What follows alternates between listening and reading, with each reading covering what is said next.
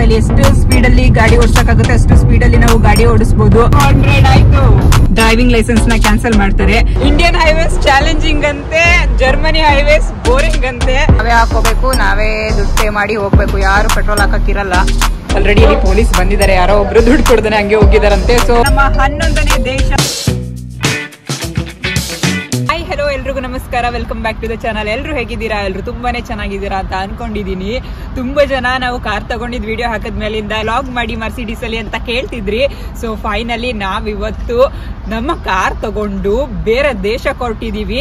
ಯಾವ ದೇಶ ಅಂತ ಹೇಳಿ ಗೆಸ್ ಮಾಡ್ತೀರಿ. ಸೊ ಇವತ್ತಿನ ವಿಡಿಯೋದಲ್ಲಿ ನಾವು ಜರ್ಮನಿಯ ಹೈವೇಸ್ ಗಳು ಹೇಗಿರುತ್ತೆ, ಎಷ್ಟು ಸ್ಪೀಡಲ್ಲಿ ಓಡಿಸಬಹುದು, ಮತ್ತೆ ಏನೆಲ್ಲ ಫೆಸಿಲಿಟೀಸ್ ಇರುತ್ತೆ, ಇದನ್ನೆಲ್ಲ ಇವತ್ತು ಎಕ್ಸ್ಪ್ಲೋರ್ ಮಾಡೋಣ, ನೋಡೋಣ ಈ ವಿಡಿಯೋದಲ್ಲಿ. ವಿಡಿಯೋನ ಕೊನೆವರೆಗೂ ಮಿಸ್ ಮಾಡ್ದಂಗೆ ನೋಡಿ ಯಾವ ಕಂಟ್ರಿಗೆ ಹೋಗ್ತಿದೀವಿ ಅಂತ ಹೇಳಿ. ಹಾಗೆ ಹೋಗ್ತಿರೋದು ಜರ್ಮನಿಯಿಂದ ಬೇರೆ ಕಂಟ್ರಿಗೆ. ಆ ಕಂಟ್ರಿಗೆ ಹೋಗ್ಬೇಕಾದ್ರೆ ಮಧ್ಯದಲ್ಲಿ ಇನ್ನೊಂದು ಕಂಟ್ರಿನ ನಾವು ಇವತ್ತು ಕ್ರಾಸ್ ಮಾಡ್ಕೊಂಡು ಹೋಗ್ತಿದೀವಿ. ಟೋಟಲ್ ನಾನು ಇವತ್ತು ನಿಮ್ಗೆ ಈ ವಿಡಿಯೋದಲ್ಲಿ ಒಂದೇ ದಿನದಲ್ಲಿ 3 ಕಂಟ್ರಿನ ತೋರಿಸ್ತೀನಿ. ಸೊ ಜರ್ಮನಿಯಿಂದ ಒಂದು ಕಂಟ್ರಿಗೆ ಹೋಗಿ ಅಲ್ಲಿಂದ ಇನ್ನೊಂದು ಕಂಟ್ರಿಗೆ ಹೋಗೋಣ. ನಾನಂತೂ ತುಂಬಾನೇ ಎಕ್ಸೈಟ್ ಆಗಿದ್ದೀನಿ ಒಂದೇ ದಿನದಲ್ಲಿ 3 ಕಂಟ್ರಿ ನೋಡೋದಿಕ್ಕೆ. ನೀವು ಅಷ್ಟೇ ಎಕ್ಸೈಟ್ ಆಗಿದ್ದೀರಾ ಅಂತ ಅನ್ಕೊಂಡಿದೀನಿ. ಬನ್ನಿ ಇವಾಗ ಹೊರಡೋಣ. ರೆಡಿನಾ ಕೂಕು ಹೋಗಕ್ಕೆ? ನಾವು ಬೆಳಿಗ್ಗೆ 6 ಗಂಟೆಗೆ ಮನೆಯಿಂದ ಹೊರಟ್ವಿ. ಮನೆಯಿಂದ ಹೊರಟ ತಕ್ಷಣ ಎಷ್ಟು ಬ್ಯೂಟಿಫುಲ್ ಆಗಿರೋ ವ್ಯೂ ನೋಡ್ತಿದೀವಿ. ನೋಡಿ ಎಷ್ಟು ಚೆನ್ನಾಗಿ ಕಾಣಿಸ್ತಿದೆಯಲ್ಲ, ಮರಗಳು, ಹಾಗೆ ಸೂರ್ಯೋದಯ ಆಗ್ತಿರೋದು ತುಂಬಾನೇ ಚೆನ್ನಾಗಿದೆ. ಹಾಗೆ ಸಮ್ಮರ್ ಅಲ್ಲಿ ಈ ತರ ನೋಡೋದಿಕ್ಕೆ ತುಂಬಾನೇ ಖುಷಿ ಆಗುತ್ತೆ. ಚಳಿ ಚಳಿಯಾಗಿತ್ತು ಕ್ಲೈಮೇಟ್ ಕೂಡ. ಹಾಗೆ ಈ ಕಡೆ ನೋಡ್ಬೋದು ನೀವು ಚಂದ್ರ, ಹಾಗೆ ಈ ಕಡೆ ಸೈಡ್ ನೋಡಿದ್ರೆ ಸೂರ್ಯ ಚಂದ್ರ ಇಬ್ರು ಒಟ್ಟಿಗೆ ನೋಡ್ಕೊಂಡು ಹೋಗ್ತಾ ಇದ್ವಿ. ಹಾಗೆ ಗದ್ದೆಗಳ ಮೇಲೆ ನೋಡ್ಬೋದು ನೀವು ಫಾಗ್ ಬಂದಿದೆ, ಎಷ್ಟು ಚೆನ್ನಾಗಿ ಕಾಣಿಸ್ತಿದೆ ಅಲ್ಲ. ನನಗಂತೂ ಇದನ್ನ ನೋಡಿ ತುಂಬಾನೇ ಖುಷಿ ಆಯ್ತು. ಇಷ್ಟು ಬೆಳಿಗ್ಗೆ ಬಂದ್ರೆ ನಮಗೆ ನೇಚರ್ ಅಲ್ಲಿ ಏನೆಲ್ಲ ನೋಡ್ಬೋದು, ಎಷ್ಟು ಬ್ಯೂಟಿಫುಲ್ ಆಗಿ ಕಾಣಿಸುತ್ತೆ. ನಾನೊಂದ್ಸರಿ ಸೈಕಲ್ ಅಲ್ಲಿ ಬರ್ಬೇಕು, ಸಮ್ಮರ್ ಮುಗಿಯೋಷ್ಟರಲ್ಲಿ ಒಂದ್ಸರಿ ಈ ಪ್ಲೇಸ್ಗೆ ಸೈಕ್ಲಿಂಗ್ ಬರ್ಬೇಕು ಅಂತ ಅನ್ಕೊಂಡೆ. ಯಾಕಂದ್ರೆ ತುಂಬಾನೇ ಚೆನ್ನಾಗಿರುತ್ತೆ. ಏನಂತೀರಾ?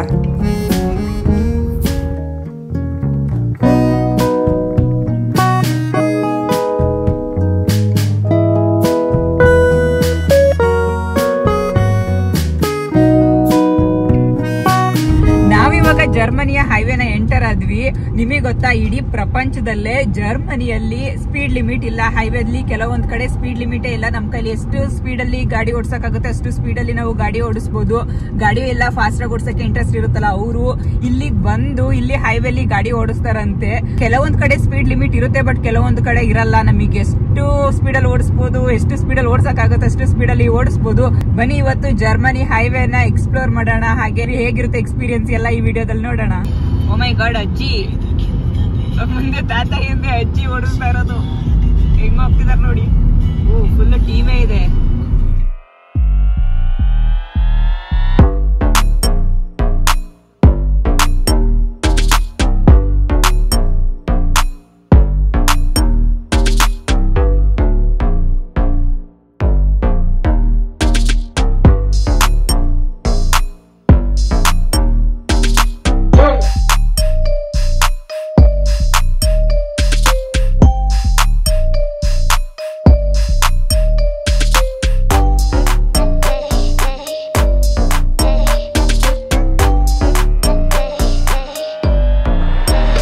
ಇವಾಗ ಮ್ಯೂನಿಕ್ ಕಡೆ ಹೋಗ್ತಿದ್ವಿ. ಇಂಗ್ಲಿಷ್ ಅಲ್ಲಿ ಮ್ಯೂನಿಕ್ ಅಂತ ಹೇಳ್ತೀವಿ, ಆದ್ರೆ ಜರ್ಮನ್ಸ್ ಏನಂತಾರೆ ಗೊತ್ತಾ, ಅದನ್ನ ಮ್ಯೂನ್ಷನ್ ಅಂತ ಹೇಳ್ತಾರೆ. ಗಾಳಿ ಬೀಸ್ಕೊಡಕ್ ನೋಡಿ ಸ್ಕೂಲಿಂದ ಮಾಡ್ಕೊಂಡ್ ಬಂದಿದ್ದಾಳೆ.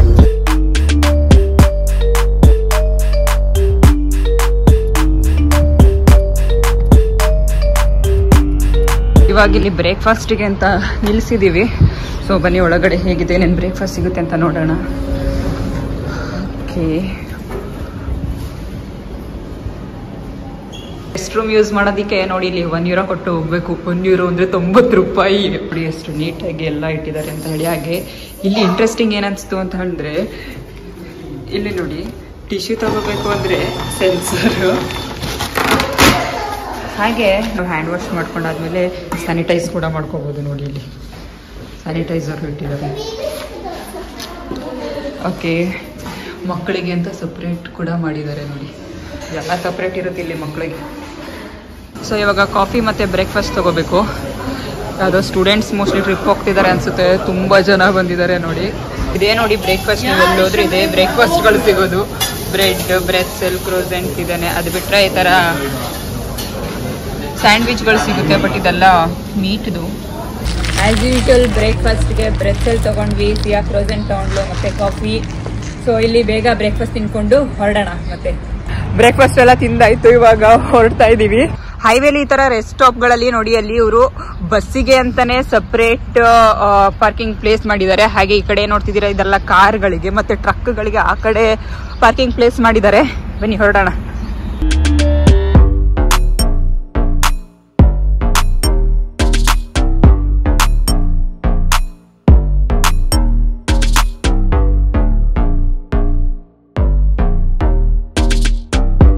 ಒಂದು ಕ್ವೆಶ್ಚನ್ ಆಯ್ತಾ, ಜರ್ಮನ್ ಅಲ್ಲಿ ಕಾರ್ಗೆ ಏನಂತ ಹೇಳ್ತಾರೆ? ಹೌದಾ?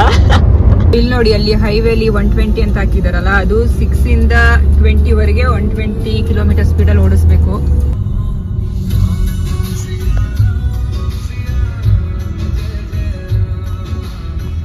ಏನ್ ಹೇಳ್ತಿದ್ದಾರೆ? ಏನು?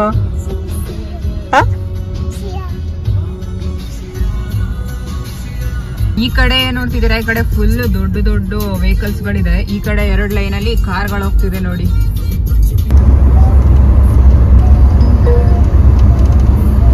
ನೋಡಿ ಇಲ್ಲಿ ಹೈವೇಲಿ ಈ ತರ ಬೋರ್ಡ್ ಎಲ್ಲ ಹಾಕಿರ್ತಾರೆ, ಡಿಸ್ಪ್ಲೇ ಮಾಡಿರ್ತಾರೆ 100 ಕಿಲೋಮೀಟರ್ ಸ್ಪೀಡ್ ಅಲ್ಲಿ ಹೋಗ್ಬೇಕು. ನೆಕ್ಸ್ಟ್ ಇನ್ನು ಸ್ವಲ್ಪ ದೂರ ಹೋದ್ರೆ ಅಲ್ಲೊಂದು 80 ಹಾಕಿರ್ತಾರೆ ಅಥವಾ 120 ಹಾಕಿರ್ತಾರೆ, ಈ ತರ ಹಾಕಿರ್ತಾರೆ. ಅದೇ ಸ್ಪೀಡ್ ಅಲ್ಲಿ ಹೋಗ್ಬೇಕು ನಾವು. ಜರ್ಮನಿಲಿ ಕೆಲವೊಂದ್ ಕಡೆ ಅಷ್ಟೇನೆ ಸ್ಪೀಡ್ ಲಿಮಿಟ್ ಇರಲ್ಲ ಹೈವೇಲಿ, ಕೆಲವೊಂದ್ ಕಡೆ 80 ಝೋನ್ ಮಾಡಿರ್ತಾರೆ, 120 ಝೋನ್, 100 ಝೋನ್ ಅಂತೆಲ್ಲ ಮಾಡಿರ್ತಾರೆ. ಸ್ಪೀಡ್ ಲಿಮಿಟ್ ಇಲ್ಲ ಅಂತ ಹೇಳ್ಬಿಟ್ಟು 140, 150 ಎಲ್ಲ ಸ್ಪೀಡ್ ಅಲ್ಲಿ ಬಂದ್ಬಿಟ್ಟು ಡೈರೆಕ್ಟ್ 80 ಝೋನ್ ಎಂಟರ್ ಆದ್ವಿ ಅಂತ ಹೇಳಿದ್ರೆ ಅದೇ ಸ್ಪೀಡ್ ಅಲ್ಲಿ ಮನೆಗೆ ಲೆಟರ್ ಕಳ್ಸಿರ್ತಾರೆ ಅಷ್ಟೇನೆ, ಫೈನ್ ಕಟ್ಟಿ ಅಂತ ಹೇಳಿ. ಸೊ ಹಿಂಗಾಗಿ ನಾವು ಇದು ಯಾವ ಝೋನ್, 80 ಝೋನ್, 120 ಝೋನ್ ಅಥವಾ ಸ್ಪೀಡ್ ಲಿಮಿಟ್ ಇಲ್ವಾ, ಇದನ್ನೆಲ್ಲ ನಾವು ನೋಡ್ಕೊಂಡು ಗಾಡಿ ಓಡಿಸ್ಬೇಕು. ಇಲ್ಲಿ ಯಾವಾಗೂ ಕಾನ್ಸಂಟ್ರೇಟ್ ಮಾಡ್ತಾನೆ ಇರಬೇಕು ಸ್ಪೀಡ್ ಮೇಲೆ, ಇದು ಯಾವ ಝೋನು, ನಾವ್ ಎಷ್ಟು ಸ್ಪೀಡ್ ಅಲ್ಲಿ ಹೋಗ್ತಿದೀವಿ ಅಂತ ಹೇಳಿ. ಯಾಕಂತ ಹೇಳಿದ್ರೆ ಇಲ್ಲಿ ಡ್ರೈವಿಂಗ್ ಲೈಸೆನ್ಸ್ ನಾವು ತಗೊಂಡಾದ್ಮೇಲೆ 2 ಇಯರ್ಸ್ ಪ್ರೊಬೇಷನ್ ಪೀರಿಯಡ್ ಅಂತ ಇರುತ್ತೆ. ಸೊ ಅವಾಗ ನಾವ್ ಎಷ್ಟು ಮಿಸ್ಟೇಕ್ ಮಾಡ್ತೀವಿ ಅಷ್ಟು ಪಾಯಿಂಟ್ಸ್ ನ ಆಡ್ ಮಾಡ್ತಾ ಹೋಗ್ತಾರೆ. ಜಾಸ್ತಿ ಪಾಯಿಂಟ್ಸ್ ಬಂತು ಅಂತ ಹೇಳಿದ್ರೆ ಡ್ರೈವಿಂಗ್ ಲೈಸೆನ್ಸ್ ನ ಕ್ಯಾನ್ಸಲ್ ಮಾಡ್ತಾರೆ.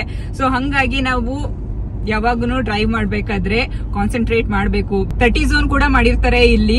ಸೊ ನೋಡಿ 80, 100 ಅಲ್ಲಿ 30 ಅಲ್ಲಿ 30 ಝೋನ್ ಕೂಡ ಇಲ್ಲಿ ಮಾಡಿರ್ತಾರೆ. 30 ಝೋನ್ ಅಲ್ಲಿ 31, 32 ನಡೆಯುತ್ತೆ. 30 ಝೋನ್ ಅಲ್ಲಿ 35 ಹೋದ್ವಿ ಅಂದ್ರೂ ಮನೆಗೆ ಲೆಟರ್ ಕಳಿಸ್ತಾರೆ ಫೈನ್ ಕಟ್ಟಿ ಅಂತ ಹೇಳಿ. ಸೊ ನಾನು ತುಂಬಾ ಕೇಳಿದೀನಿ, ಜಸ್ಟ್ ಏನೋ 35, 36 ಅಲ್ಲಿ ಬರ್ತಿದ್ವಿ, ಮನೆಗೆ ಫೈನ್ ಬಂದಿದೆ, ಲೆಟರ್ ಬಂದಿದೆ ಅಂತೆಲ್ಲ ನಮ್ ಫ್ರೆಂಡ್ಸ್ ಹೇಳಿರೋದನ್ನ ಕೇಳಿದೀನಿ. ಸೊ ಹಂಗಾಗಿ 30 ಝೋನ್ ಅಲ್ಲಿ ವೆರಿ ಕೇರ್ಫುಲ್ ಆಗಿರ್ಬೇಕು. ಹಾಗೆ ಇಲ್ಲೂ ಅಷ್ಟೇನೆ ಹೈವೇಸ್ ಅಲ್ಲಿ 80, 100 ಅಲ್ಲೆಲ್ಲ ಎಷ್ಟೆಷ್ಟಲ್ಲಿ ಹೋಗ್ತಿದೀವಿ ಅಂತ ತುಂಬಾನೇ ಕೇರ್ಫುಲ್ ಆಗಿರ್ಬೇಕು ನಾವು. ಇವಾಗ ಸೆಕೆಂಡ್ ಪಿಟ್ ಸ್ಟಾಪ್ ತಗೊಂಡಿದೀವಿ. ಜರ್ಮನಿ ಹೈವೇಸ್ ಅಲ್ಲಿ ಈಗ ಒಂದೊಂದು 20 ಕಿಲೋಮೀಟರ್ಸ್ಗೆಲ್ಲ ಈ ತರ ರೆಸ್ಟ್ ಸ್ಟೇಷನ್ ಅಂತ ಮಾಡಿರ್ತಾರೆ.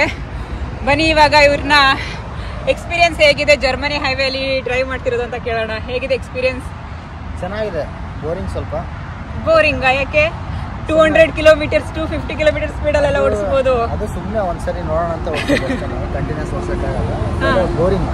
ಬೋರಿಂಗ್ ಹೈವೇಲಿ ಓಡಿಸೋದು ಬೋರಿಂಗ್.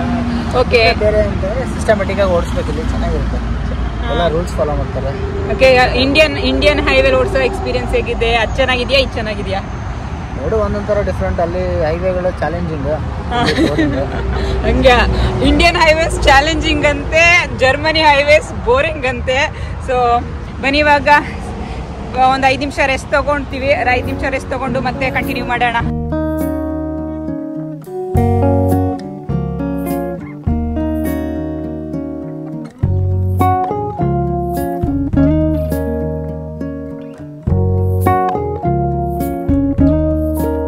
ವ್ಯೂ ನೋಡಿ ಎಷ್ಟು ಚೆನ್ನಾಗಿದೆ ಅಂತ ಹೇಳಿ. ಆ ಬೆಟ್ಟದ ಕೆಳಗಡೆ ಮನೆಗಳು, ಆ ಹಸಿರು ಸಕ್ಕತ್ತಾಗಿ ಕಾಣಿಸ್ತಿದೆ ಮಾತ್ರ. ಇಲ್ಲೂ ಅಷ್ಟು ಮುಂದೆ ಬೆಟ್ಟಗಳೆಲ್ಲ ಎಷ್ಟು ಚೆನ್ನಾಗಿ ಕಾಣಿಸ್ತಿದೆ ಅಲ್ಲ. ಎಲ್ರಿಗೂ ಆಸ್ಟ್ರಿಯಾ ದೇಶಕ್ಕೆ ಸ್ವಾಗತ, ಸುಸ್ವಾಗತ. ನಾವಿವಾಗ ಆಸ್ಟ್ರಿಯಾ ದೇಶದಲ್ಲಿ ಇದೀವಿ ನೋಡಿ. ಜರ್ಮನಿಯಿಂದ ಆಸ್ಟ್ರಿಯಾಗೆ ಬೈ ಕಾರಲ್ಲಿ ಬಂದಿದೀವಿ. ಏನೋ ಎಷ್ಟು ಕಿಲೋಮೀಟರ್ಸ್ ಬಂದಿರೋದು ನಾವಿವಾಗ? 380 ಕಿಲೋಮೀಟರ್ ಬಂದಿದೀವಿ. ನಮ್ಮೂರಿಂದ 380 ಕಿಲೋಮೀಟರ್ ಬಂದ್ರೆ ನಾವು ಆಸ್ಟ್ರಿಯಾ ದೇಶಕ್ಕೆ ಬರ್ತೀವಿ. ಸೊ ನೋಡಿದ್ರಲ್ಲ ನೀವು, ಯಾವುದೇ ರೀತಿ ಏನೋ ಟೋಲಲ್ಲಿ ಏನು ಚೆಕ್ ಮಾಡ್ಲಿಲ್ಲ, ಏನಿಲ್ಲ. ನಮ್ಮಲ್ಲಾದ್ರೆ ಒಂದು ರಾಜ್ಯದಿಂದ ಮತ್ತೊಂದು ರಾಜ್ಯಕ್ಕೆ ಹೋಗ್ಬೇಕಾದ್ರೆ ಟೋಲಲ್ಲೆಲ್ಲ ನಿಲ್ಸಿ ಚೆಕ್ ಮಾಡ್ತಾರೆ. ಬಟ್ ಇಲ್ಲಿ ಯಾವುದೇ ರೀತಿ ಪಾಸ್ಪೋರ್ಟ್ ಚೆಕ್ ಇಲ್ಲ, ಏನು ಕೂಡ ಚೆಕ್ ಮಾಡ್ಲಿಲ್ಲ. ಬಟ್ ಟೋಲ್ ಚಾರ್ಜ್ ಕಟ್ಟಬೇಕಲ್ಲ. ಸೊ ಟೋಲ್ ಚಾರ್ಜ್ಗೆ ಏನ್ ಮಾಡಿದೆ ನೀನು? ಆನ್ಲೈನ್ ಪರ್ಚೇಸ್ ಮಾಡಿದೆ.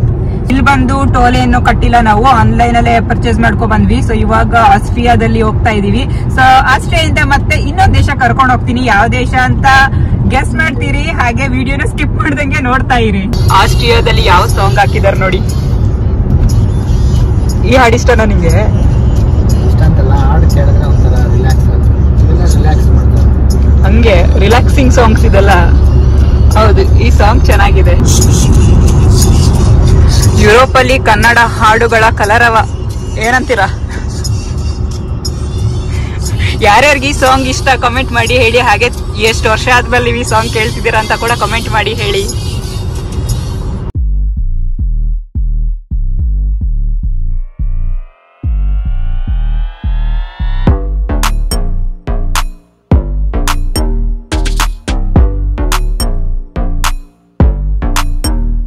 ಬರೀ ಟನಲ್ಗಳೇ ಇದೆ. ಎಷ್ಟೊಂದು ಬೆಟ್ಟ ಗುಡ್ಡಗಳನ್ನೆಲ್ಲ ಕೊರೆದು ರೋಡ್ ಮಾಡಿದಾರೆ ನೋಡಿ. ಇಲ್ಲೊಂದು ಸ್ಮಾಲ್ ಕ್ಯಾಸಲ್ ಕೂಡ ಕಟ್ಟಿದಾರೆ ನೋಡಿ ಹೆಂಗಿದೆ. ಅದ್ ಎಷ್ಟು ಟನಲ್ಗಳು ಮಾಡಿದ್ದಾರೆ ಅಂತ. ಆಗ್ಲೇ ಇದು 4ನೇದೇನೋ ಅಲ್ಲ.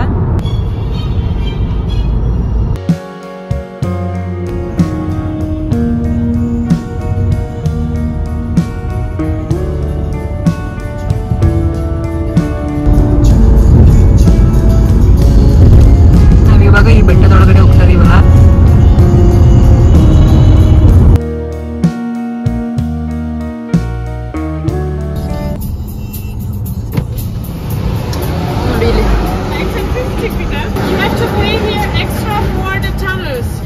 ಟನಲ್ಗಳು ಕ್ರಾಸ್ ಮಾಡಿ ಬಂದ್ವಲ್ಲ. ಎಷ್ಟು ಟನಲ್ ಕ್ರಾಸ್ ಮಾಡಿದ್ವಿ? ಒಂದು 10 ಅನ್ಕೊಳ್ಳಿ. ಅದಕ್ಕೆ ಎಕ್ಸ್ಟ್ರಾ ಪೇ ಮಾಡ್ಬೇಕಂತೆ ಇಲ್ಲಿ.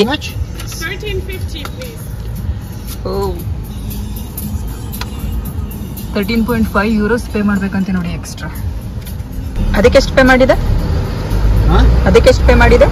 ಅದಕ್ಕೆ 11 euro. ಅದಕ್ಕೆ 11 euro. ಇಲ್ಲಿ ಅಷ್ಟು ಟನಲ್ಗಳನ್ನ ಕ್ರಾಸ್ ಮಾಡಿದಕ್ಕೆ 13.5 euro. ಅವ್ರ ಅಷ್ಟೊಂದು ಎಫರ್ಟ್ಸ್ ಹಾಕಿದ್ದಾರೆ, ಮತ್ತೆ ಪೇ ಮಾಡಿಸ್ಕೊಳ್ದೆ ಇರ್ತಾರ ನೋಡಿ. ಇಲ್ಲಿ ಈ ಟನಲ್ ಇವಾಗ ಏನ್ ಹೋಗ್ತಿದೀವಿ ಅದು 5.6 ಕಿಲೋಮೀಟರ್ಸ್ ಇದೆಯಂತೆ.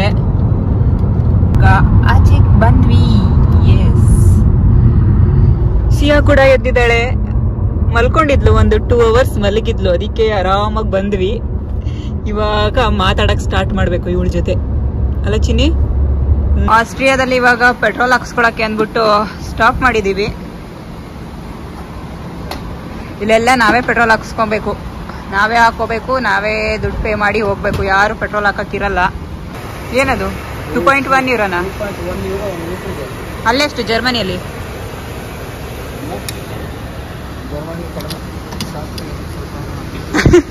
ಇಲ್ಲಿ ನೋಡಿ 2.1 euro 1 ಲೀಟರ್ ಪೆಟ್ರೋಲ್ಗೆ. ಆಸ್ಟ್ರಿಯಾದಲ್ಲಿ ಕಾಸ್ಟ್ಲಿ ಇದೆ ಅಲ್ಲ? ಹೈವೇಲ್ ಕಾಸ್ಟ್ಲಿ ಅಂತನಾ? ನಂಬರ್ ಹಾಕಿರ್ತಾರೆ 7-6 ಅಂತೆಲ್ಲ. ಸೊ ಇಲ್ಲಿಂದ ಹೋಗಿ ನಾವು ಅಲ್ಲಿ ಒಳಗಡೆ ದುಡ್ಡು ಪೇ ಮಾಡಬೇಕು. ನಂಬರ್ ಹೇಳ್ಬೇಕು, ಅವರು ಎಷ್ಟಾಯ್ತು ಅಂತ ಹೇಳ್ತಾರೆ, ಅದನ್ನ ಪೇ ಮಾಡಿ ಬರ್ಬೇಕು ನಾವು. ಇದ್ರೊಳಗಡೆ ನೋಡಿ ಆಲ್ಕೋಹಾಲ್, ಫ್ರೂಟ್ಸ್, ಜ್ಯೂಸ್, ಏನ್ ಬೇಕು ಎಲ್ಲ ಸಿಗುತ್ತೆ ಇಲ್ಲಿ. ನಾವಿವಾಗ ಆಸ್ಟ್ರಿಯಾದ ರಸ್ ಸ್ಟೇಷನ್ ಅಲ್ಲಿ ಇದೀವಿ. ಹಂಗೆ ಪೆಟ್ರೋಲ್ ಹಾಕಿಸ್ಕೊಂಡು ಈ ಕಡೆ ಸೈಡ್ ಬಂದ್ವಿ. ಈ ಕಡೆ ಸೈಡ್ ನೋಡಿ ವ್ಯೂ ಕೂಡ ತುಂಬಾ ಚೆನ್ನಾಗಿದೆ. ಹಾಗೆ ಮನೆಯಿಂದ ಸ್ವಲ್ಪ ಫುಡ್ ಮಾಡ್ಕೊ ಬಂದಿದ್ವಿ, ಕರ್ಡ್ ರೈಸ್ ಅದೆಲ್ಲ. ಅದನ್ನ ತಿಂತಿದ್ದಾರೆ ಉದಯ್. ಹಾಗೆ ಸಿಯಾ ಐಸ್ ಕ್ರೀಮ್ ತಗೊಂಡ್ಲು. ಇಲ್ಲಿ ಸಮ್ಮರ್, ಇವಾಗ ಎಂಜಾಯ್ ಮಾಡ್ಬೇಕಲ್ಲ.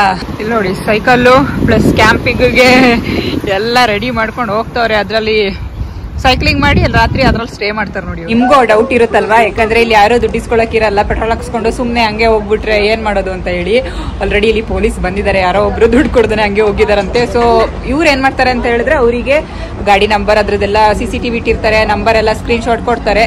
ಅಲ್ಲಿ ಹೋಗಿ ಪೊಲೀಸ್ ಇಟ್ಕೊಂತಾರೆ ಅಷ್ಟೇನೆ. ಸಿಗಾಕೊಂಡೇ ಹಾಕೊಂತಾರೆ, ಸಿಗಾಕೊಳ್ದಿರೋದಕ್ಕೆ ಚಾನ್ಸೇ ಇಲ್ಲ. ಸೊ ಪೆಟ್ರೋಲಕ್ಕೂ ದುಡ್ಡು ಕೊಡ್ಬೇಕು, ಮತ್ತೆ ಎಕ್ಸ್ಟ್ರಾ ಫೈನ್ ಕೂಡ ಕಟ್ಟಬೇಕು. ಪೊಲೀಸ್ ಸ್ಟೇಷನ್ಗೂ ಕೂಡ ಹೋಗ್ಬೇಕಾಗುತ್ತೆ. ಸೊ ಅದಕ್ಕೆ ಮರ್ತೋಗ್ಬಾರ್ದು, ದುಡ್ಡನ್ನ ಪೇ ಮಾಡಿ ಹೋಗ್ಬೇಕು. ಇಷ್ಟು 1.25 ಗಂಟೆಲಿ ಬೇರೆ ಕಂಟ್ರಿಲಿ ಇರ್ತೀವಿ.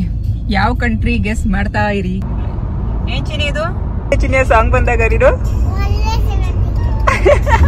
ಒಳ್ಳೆ ಸೇವಂತಿ ಆಯ್ತಲ್ಲ ಅಂತ ಹೇಳ್ತಾಳೆ. ಇಲ್ಲಿವರೆಗೂ ನಾವು ಏನಿಲ್ಲ ಅಂದ್ರೂ 15 ಟನಲ್ಗಳನ್ನ ಕ್ರಾಸ್ ಮಾಡಿದೀವಿ. 15 ಟನಲ್ ಅಂದ್ರೆ ಸುಮ್ಮನೆ ಆಸ್ಟ್ರಿಯಾದಲ್ಲಿ ನೋಡಿ ಎಷ್ಟು ಟನಲ್ಗಳು ಮಾಡಿದ್ದಾರೆ ಅಂತ ಹೇಳಿ. ಮುಂದೆ ಎಷ್ಟಿದೆ ಅಂತ ಗೊತ್ತಿಲ್ಲ. ಸೊ ಹಾಗಾಗಿ ಇವರು ಎಕ್ಸ್ಟ್ರಾ ಟನಲ್ಗೆ ಚಾರ್ಜ್ ಕೂಡ ಮಾಡ್ತಿದ್ದಾರೆ. ಇಲ್ಲೂ ಕೂಡ ಟನಲ್ ಟಿಕೆಟ್ ಪೇ ಮಾಡ್ಬೇಕು. 2 ಸರಿ ಟನಲ್ ಪೇ ಮಾಡಿಸ್ಕೊಂಡ್ರು. ಇಲ್ಲಿ ಒಂದಷ್ಟು ಟನಲ್ ಕ್ರಾಸ್ ಮಾಡಿದ್ವಲ್ಲ, ಅಲ್ಲಿ ಎಷ್ಟು 13.5 euro ಕಟ್ಟಿಸ್ಕೊಂಡ್ರು. ಮತ್ತೆ ಅದಾದ್ಮೇಲೆ ಒಂದಷ್ಟು ಟನಲ್ ನ ಕ್ರಾಸ್ ಮಾಡಿದ್ವಲ್ಲ, ಇಲ್ಲಿ ಇವಾಗ ಮತ್ತೆ 8.5 ಯೂರೋಸ್ ಕಟ್ಟಿಸ್ಕೊಂಡ್ರು. ಟೋಟಲ್ ಎಷ್ಟಾಯ್ತು? 22 ಯೂರೋಸ್ ಬರೀ ಟನಲ್ಗೆನೆ ಪೇ ಮಾಡಿದೀವಿ, ಟೋಲ್ ಅಲ್ದೆ. ಎಷ್ಟು ಕಟ್ಟಿಸ್ಕೊಂಡಿದ್ದಾರೆ ನೋಡಿ ಟನಲ್ಗೆ, ಮಾತ್ರ ಸಿಕ್ಕಾಬಟ್ಟೆ ಟನಲ್ಸ್ ಮಾಡಿದ್ದಾರೆ ಇಲ್ಲಿ. ಇವಾಗ ಹೋಗ್ತಿರೋ ಟನಲ್ ಎಷ್ಟು ಕಿಲೋಮೀಟರ್ಸ್ ಇದೆ ಅಂದ್ರೆ 7.8 ಕಿಲೋಮೀಟರ್ಸ್. 8 ಕಿಲೋಮೀಟರ್ಸ್ ವರ್ಗು ಈ ತರ ಟನಲ್ ಮಾಡಿದ್ದಾರೆ ನೋಡಿ. Welcome to Slovenia. ನಾವಿವಾಗ ಸ್ಲೋವೇನಿಯಾ ದೇಶಕ್ಕೆ ಬಂದಿದೀವಿ. ಫಸ್ಟ್ ಜರ್ಮನಿಯಿಂದ ಆಸ್ಟ್ರಿಯಾ ಬಂದ್ವಿ, ಆಸ್ಟ್ರಿಯಾದಿಂದ ಇವಾಗ ಸ್ಲೋವೇನಿಯಾ ಬಂದಿದೀವಿ. ಸ್ಲೋವೇನಿಯಾ ನಮ್ಮ 11ನೇ ದೇಶ. ನಾವು ಸ್ಲೋವೇನಿಯಾ ದೇಶದಲ್ಲಿ 3 ಡೇಸ್ ಇರ್ತೀವಿ. ಹಾಗೆ ಸ್ಲೋವೇನಿಯಾ ದೇಶನ ಎಕ್ಸ್ಪ್ಲೋರ್ ಮಾಡೋಣ, ಸ್ವಲ್ಪ ಇಂಟ್ರೆಸ್ಟಿಂಗ್ ವಿಷಯಗಳನ್ನ ತಿಳ್ಕೊಳ್ಳೋಣ, ಇಲ್ಲಿರುವ ಬ್ಯೂಟಿಫುಲ್ ಆಗಿರೋ ಪ್ಲೇಸಸ್ ನ ನೋಡೋಣ. ನೋಡು ಚಿನಿ, ಏನು ಅರ್ಥನೇ ಆಗ್ತಿಲ್ಲ ಇಲ್ಲಿ ಬೋರ್ಡ್ಗಳು. ಸಿಟಿಯಿಂದ ಆಚೆ ಇದೆ ಹೋಟೆಲ್, ಚೆನ್ನಾಗಿದೆ, ಒಂಥರ ಫುಲ್ ಸುತ್ತ ನೇಚರ್. ಓಕೆ, ಹೋಟೆಲ್ ಹತ್ರ ಬಂದ್ವಿ. ಫೈನಲಿ ನಾವಿವಾಗ ಸ್ಲೋವೇನಿಯಾ ಬಂದು ರೀಚ್ ಆಗಿದ್ದೀವಿ. ನನ್ನ ಹಿಂದೆ ಕಾಣಿಸ್ತಿದ್ಯಲ್ಲ, ಅದೇ ನಾವು ಮಾಡಿರೋ ಹೋಟೆಲ್. ಬೆಳಿಗ್ಗೆ 6 ಗಂಟೆಗೆ ನಾವು ಮನೆ ಬಿಟ್ಟಿತ್ತು, ಇವಾಗ 3 ಗಂಟೆಗೆ ಬಂದು ರೀಚ್ ಆದ್ವಿ. ತುಂಬಾನೇ ಇಂಟ್ರೆಸ್ಟಿಂಗ್ ಆಗಿರುತ್ತೆ. ಬೇರೆ ಬೇರೆ ದೇಶನ ನಿಮಗೆ ತೋರಿಸ್ತೀವಿ, ಅಲ್ಲಿನ ಇಂಟ್ರೆಸ್ಟಿಂಗ್ ವಿಷಯನ ನಾನು ನಿಮಗೆ ಹೇಳ್ತೀನಿ. ನೀವಿನ ನನ್ನ ಚಾನಲ್ಗೆ ಸಬ್ಸ್ಕ್ರೈಬ್ ಮಾಡಿಲ್ಲ ಅಂತ ಹೇಳಿದ್ರೆ ಈಗಲೇ ಹೋಗಿ ಸಬ್ಸ್ಕ್ರೈಬ್ ಮಾಡ್ಕೊಳ್ಳಿ. ಮುಂದಿನ ವಿಡಿಯೋದಲ್ಲಿ ಸಿಗೋಣ. ಅಲ್ಲಿವರೆಗೂ ಸ್ಟೇ ಸೇಫ್. Bye bye.